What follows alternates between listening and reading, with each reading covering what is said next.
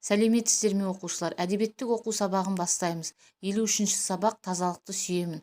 Бүгінгі сабақта сен мәтінді түсініп оқисың, мәтіннің тақырыбын, негізгі ойын айтасың, негізгі ойдың басталуын, жалғасуын және аяқталуын табасың.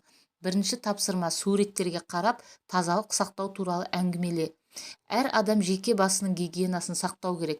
Таңертең жуынып тісін тазалау керек. Өзінің жеке гигиеналық заттары болуы керек. Киетін киімін тазалап, үтіктеп, аяқ киімін щеткалау керек. Мәтіннің тақырыбын болжап көр. Мәтін тақырыбы тазалық немесе салақтық туралы болуы мүмкін. Екінші тапсырма: әңгіменің авторына зер сал, ол туралы не білетініңді айт. Ыбырай Алтынсарин қазақтың аса көрнекті ағартушы педагогі, жазушы, этнограф, фольклоршы, қоғам қайраткері. Ыбырай Алтынсарин қазақ халқының ағартушылық тарихында және ұлттық мектебінің қалыптасуында терең із қалдырған тұлға. Ол 1841 жылы қазіргі Қостанай облысының аумағында дүниеге келген. Әкесінен ерте айырылған ол, атасының белгілі би және старшын Балғожа Жаңбыр шинның қолында тәрбиеленді. Ыбырай бала кезінен бастап білімге және өз бетінше оқып білуге бейім екенін байқатты. Үшінші тапсырма: мәтінді түсініп оқы. Салақтық. Кәрім деген өзі жұмысқа тәуір жігіт болса да, жуынып, кірсіз көйлек киіп, таза жүрумен ісі жоқ еді. Әркім айтушы еді: саған не болды, Кәрім? Бойыңнан кіріңді ағызып жүргенше жуынсаң болмай ма деп. Қолым тимейді деуші еді. Сөйтіп жүріп тұла бойын шиқан қаптап қотыр болды.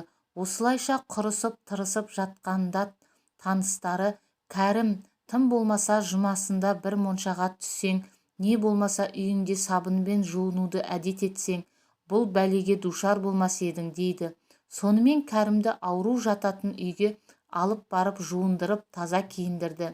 Ем қылған соң аз ба көп пе жатып жазылды. Мұнан шыққан соң Кәрім бір зауытқа барып жалданыпты. Өздеріңізге белгілі шығар, зауыттағы нәрселерді бояйтын бояулардың қай-қайсысы да улы болады. Бір күні қожасы Кәрімге бір бояуды араластырып қой деп беріпті. Араластырып отырып, кәдімгі үйренген қалыбынша қолын жумастан барып тамаққа отырып нан жепті. Қолындағы бояудың жұғынының бәрі де жеп отырған нанына жабыса береді. Бір мезгілде Кәрімнің іші бүріп ауыра бастапты. Әлгі бояу бояу екен. Ыбырай Алтынсарин, шиқан, тері ет ауруы.